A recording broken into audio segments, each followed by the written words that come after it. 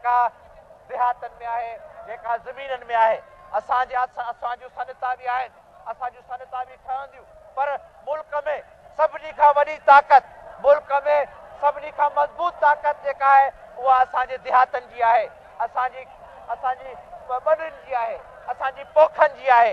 इन करे असां ज़राई इस्लाहात आंदासीं, ज़राई इस्लाहात इन करे आंदासीं त माण्हुनि खे फ़ाइदो पहुचे, किसाननि खे फ़ाइदो पहुचे, हारनि खे फ़ाइदो पहुचे। हाणे इहो हिकिड़ो नेक फ़ैसिलो, पर इन फ़ैसिले खे कामयाब करण में अव्हां खे वॾी कोशिशि करणी पवंदी, अव्हां खे वॾी कोशिशि करणी पवंदी। छड़ो ईअं न त तव्हां दरख़्वास्त आणियो मां वटि, न त चीफ मिनिस्टर सिंध वटि, त साईं असांखे ॿिज नथो मिले, साईं असांखे जेका ज़मीन मिलियल हुई उहा ज़मीन असांखे नथी मिले, ॿिए कंहिं हारीअ खे ज़मीन थी मिले, न त इन में का धांधली थी आहे, का ग़लती थी आहे, का हरकत थी आहे।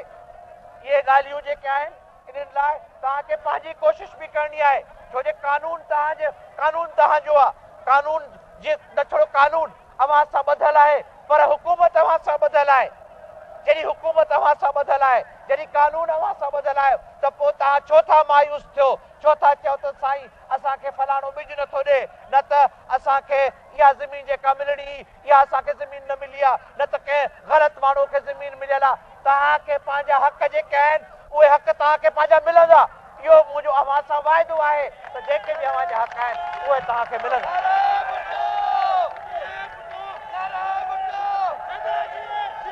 पर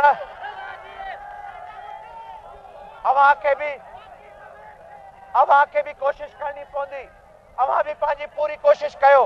डिप्टी कमिश्नर वेठा आहिनि, वज़ीर आहिनि, हाणे त वज़ीर बि आहिनि।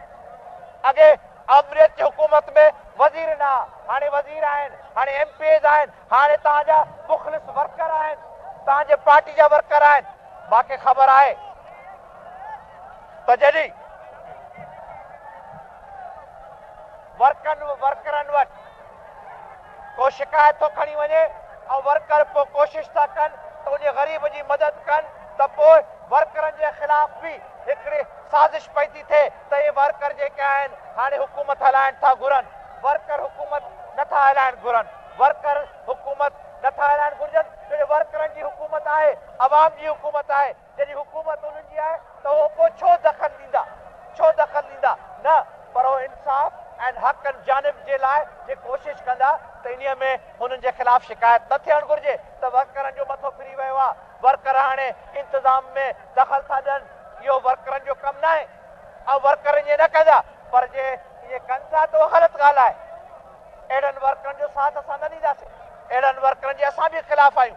पोइ उहो वर्कर पार्टीअ जा न आहिनि, पोइ पार्टीअ जा ख़ैर ख़ां नथा सॾाए सघनि पाण खे, पोइ उहो पार्टीअ जा दुश्मन आहिनि, पार्टीअ जा ख़ैर ख़ां न आहिनि, ऐं पोइ उहो पाण खे पीपल्स पार्टीअ जा कम से कम वर्कर नथा सॾाए सघनि। ऐं इन खां सवाइ इहे जेको राशन जो सिलसिलो आहे ऐं परमिटनि जो, डेपोज़ जो, इन जे बि मां सख़्तु ख़िलाफ़ आहियां। गुज़रान रोज़गार मिलणु घुरिजे, रोज़गार जो अवाम जो हक़ आहे। रोज़गार लाइ असां कॾहिं बि न चवंदासीं त माण्हूअ खे पंहिंजो रोज़गार न मिले, रोज़गार मिलणु घुरिजे। पर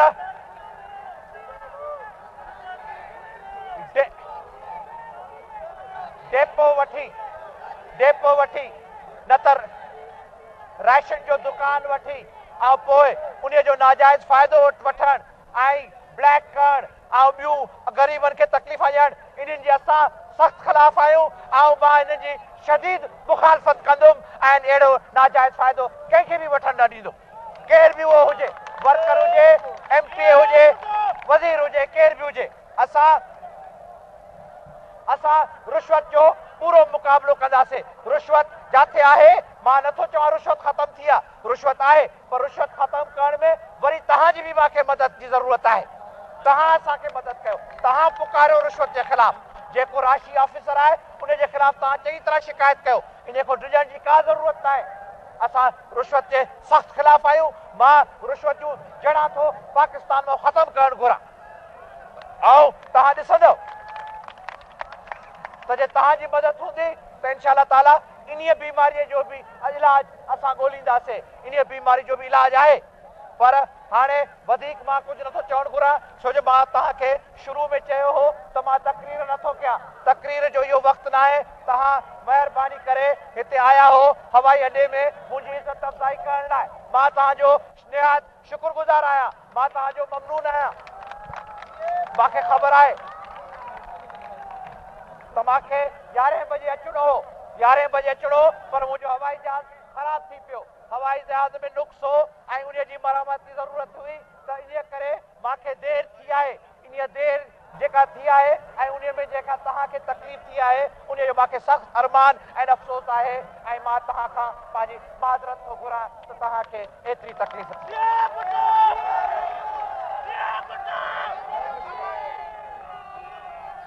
मां पंहिंजे दोस्तनि जे हथनि में दरख़्वास्तां ॾिसां थो। दरख़्वास्तां आहिनि, तव्हां महिरबानी करे दरख़्वास्तां अॻे पहुचायो, ॾींदा वञो। दरख़्वास्तां हेॾे ॾियो ऐं तव्हांजी दरख़्वास्तनि ते असां पूरो गौर कंदासीं, चङी तरह सां उन्हनि जो असां जाइज़ो वठंदासीं, चङी तरह सां जिथे बि असां को ख़िदमत थी सघंदी असां कंदासीं। मां कचहरियूं कंदुमि, मां हिन दौर में कचहरियूं घणियूं कंदुमि, मां आवाम सां मुलाक़ात कंदुमि। जंहिं भाउ जी दरख़्वास्त हिते मूंखे नथी मिली सघे, मूंखे वरी पहुचंदी। तव्हां DC साहिब खे न त काज़ीअ खे असां खे मुंहिंजे भाउ खे दरख़्वास्तां ॾियो। हे ॿिया बि बीठा आहिनि, उन्हनि खे बि था ॾेई सघो, पर तव्हां महिरबानी करे DC किथे आहे?